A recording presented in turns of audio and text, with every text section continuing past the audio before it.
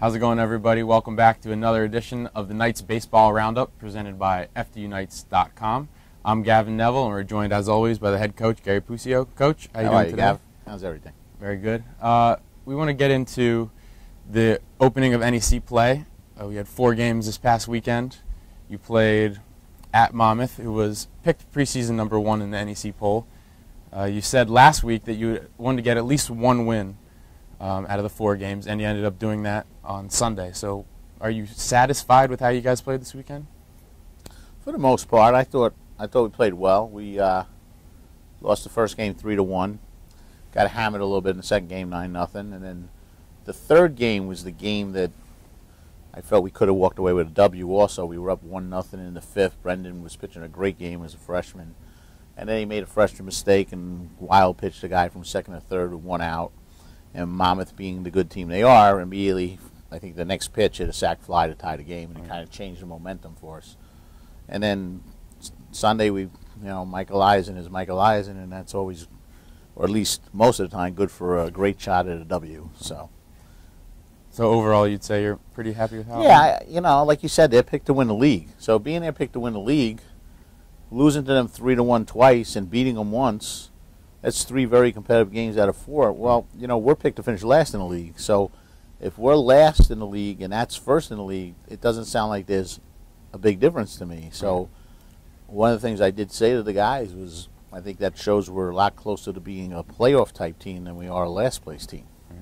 Then again, as I've said before, because they're freshmen, there's not consistency yet. Once we get that, then we'll have a better feel. So you started the NEC play with who was supposed to be the top team. Would you have rather have gotten to ease into it, maybe a team that's supposed to finish middle of the pack, or do you kind of like getting tested right away with the top team? Well, I think it's good to get them out of the way. Monmouth obviously is going to be there at the end of the season. They're a playoff team, positively. Had we lost all 4, I probably would have said I'd rather we played them later in the year.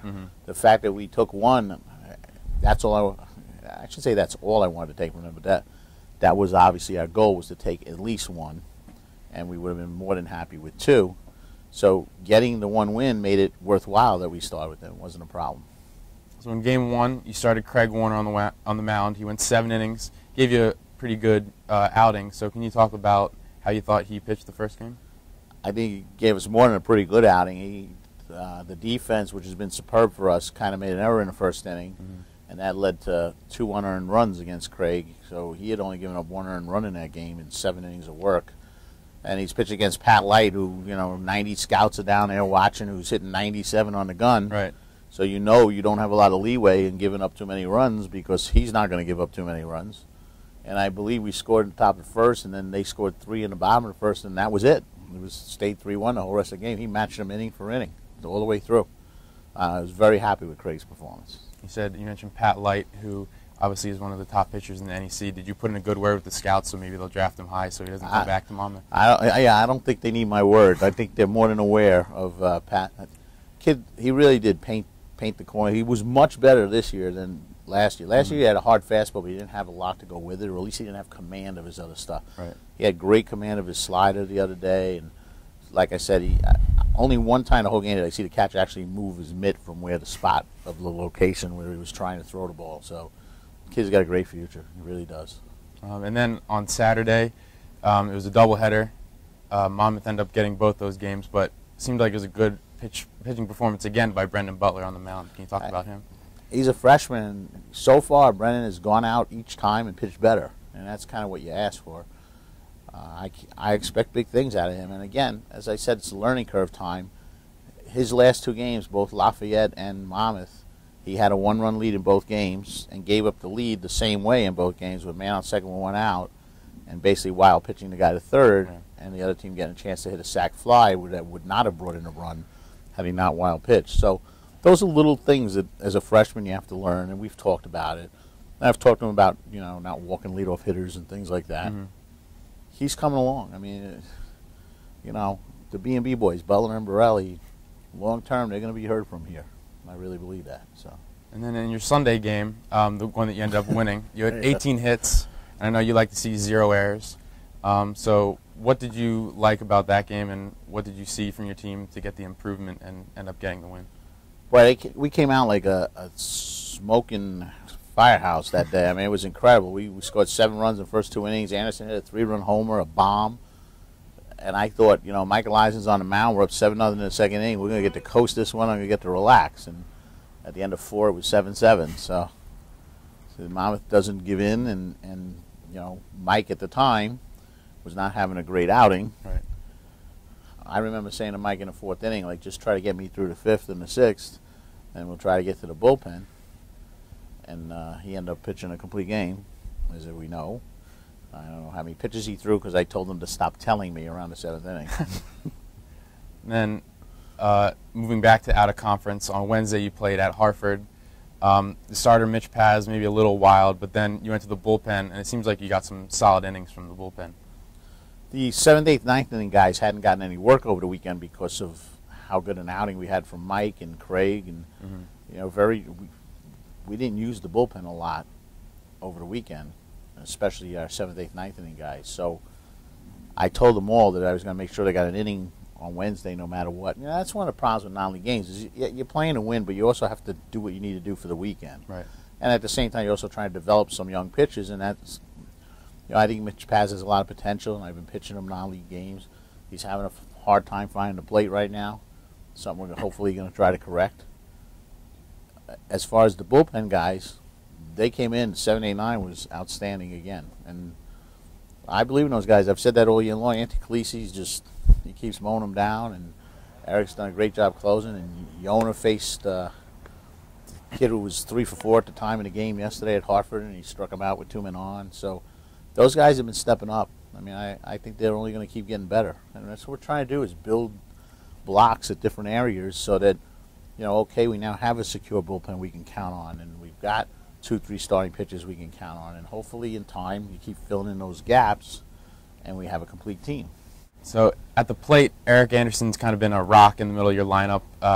In the last 5 games, he's really turned it on. He's hitting .666 in his last 5. Could you just talk about how he's been playing and his development?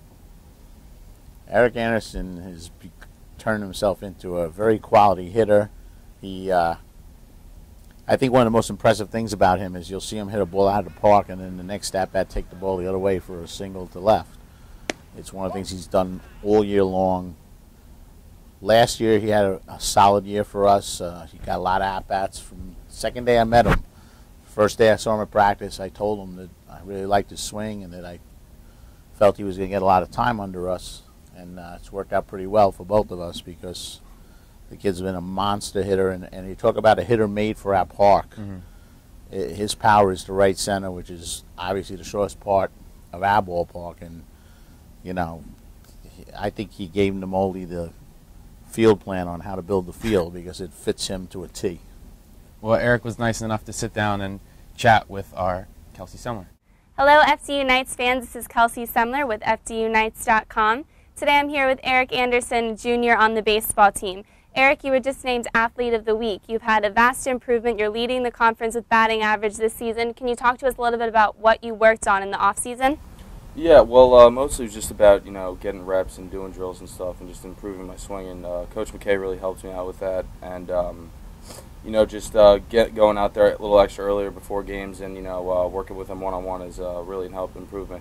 And you guys had some awesome games against Monmouth this past weekend, which is #1 in the conference. Can you talk to us a little bit about those games? Yeah, you know, Monmouth was a great early series for us to have. You know, they're really good. They're picked to win the conference, obviously. We played them tough. You know, Sunday we won. There's a couple pitchers duels in there that, you know, could have came out either way. But I think it's really good for the young guys to get that experience out of the way. And finally, you guys are a fairly young team. You have a lot of freshmen. Can you talk to me a little bit about your leadership role on the team? Yeah, me being a leader, you know, I love when the freshmen come up to me or, you know, ask me how they can improve or what they can do, and I like to try to lead by example in how I play. Sounds good. Well, once again, best of luck in your upcoming games and keep up the good work. Thank you. Once again, this is Kelsey Semler with FDUKnights.com. Back to you, Gavin. Thank you, Kelsey. Now we want to kind of get into previewing the games that are coming up. You head back into NEC play with 4 games against Quinnipiac, and then you return home on Tuesday to face Manhattan. So could you talk about the challenge that you see with playing Quinnipiac first this weekend? I think this is a big weekend for us to establish that we're a better program. I really do. I know it's on the road, and that makes it tougher. But at the same time, this is a series that we really have to split or do better. That's how I look at it. I think the team looks at it that way. We had 4 real tough games with Quinnipiac last year. We won 1. We lost 2 by 1 run. I just feel this is the time to step up. They have good pitching. They're a solid club. He's an excellent coach. He's been around for a long, long time. So it's certainly not going to be easy. At the same time, yeah, I think this is a grow-up weekend that we have. It's time to grow up a little bit, and it's time to take those first steps on that learning curve and making that turn. And I'm hoping, because again, when you got freshmen, like I say, about A games and F games, they've showed me both in the past week. They showed me both in 3 days. Mm-hmm. The Monmouth game was almost a perfect A game, and the Hartford game was almost a perfect F game. Right. So they've shown me both. God willing, they step up enough to play 4 solid B games over the weekend. Right. And then on Tuesday, it's Manhattan, your old team, the team you used to coach. So what will that game mean to you personally?